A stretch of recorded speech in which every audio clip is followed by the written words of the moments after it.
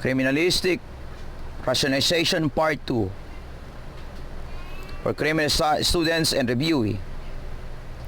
Number 1. It is designed to hold back the light and prevent halation. Anti-halation film, emulsion, condenser. Number 2. A light tight box designed to block unwanted or unnecessary light from reaching the sensitized material. Camera, shutter, filter, light tight box. Number 3. The process necessary for reducing silver halides into a form so as a latent image and a positive image be made, resulting to what we call photograph. A. Chemical process. B. Mechanical process. C. Manual process. Or D. Silver halide process. Number 4. The lens refracts rays of short wavelength more strongly than those of longer wavelength, and therefore bringing blue rays to a shorter focus than the red. Chromatic aberration, lateral aberration, astigmatism, rapid rectilinear. Number 5. The relation of the images of the different points are incorrect with respect to one another. Comma, meniscus, curvature of the field, depth of field. It is designed to transfer the exposed film to the other side or to the take-up spool on an exposed film will be the opposite side of the lens for another exposure. Exposure, focal plane shutter, film advancer, leaf shutter. A lens with variable focal length or that which can be adjusted continuously by the movement of one or more elements in the lens system. Focal length, focal distance, zoom lens, telephoto lens.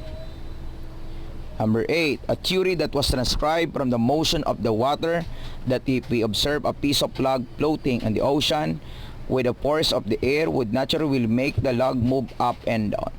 Modified wave theory, corpuscular theory, quantum theory. Ultraviolet means behind the color violet, below the color violet, before the color violet, inside the color violet. Laser means light amplification by simulated emission of radiation, light amplification simulated enter of ray, light among scientific emitting ray, light amplification stimulus emitting ray. 11. An image in split or two parts. Once object is not in focus, the two parts of the image has been united, then the object is already focused. Split image focus, coincidence, ground glass, none of these. Flame from a matchstick is an example of what light? Artificial light, natural light, bright light. It determines the size of the object. Hyperfocal distance, depth of focus, focal distance, focal length. Number 14.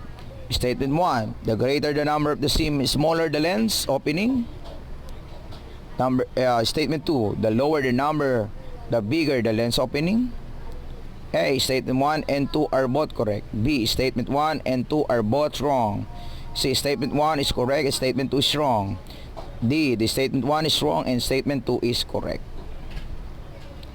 15. Statement 1. Alhazen invented camera obscura.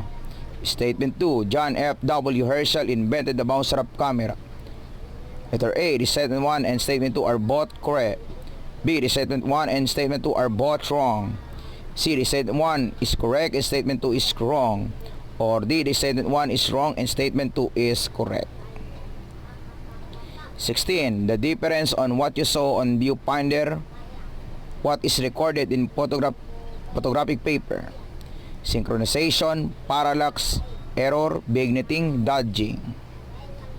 17. In crime scene photography, what will be the first thing to do? Bring the injured person nearest to the hospital, cordon area, photograph crime scene from general to specific, call the SOCO team. 18. In arson cases, what kind of photography is needed? Color photography, black and white photography, aerial photography. 19. The creation of malicious, obscene, indecent matters such as naked woman, sex movie, or any involving sexual acting. Cinematography, pornography, videography, panoramic photography. Mr. Chaps, an investigator from FBI, he photographed every details of crime scene. Is what kind of view? General view, medium view, close-up view, extreme close-up view. And this is the end of the part 2.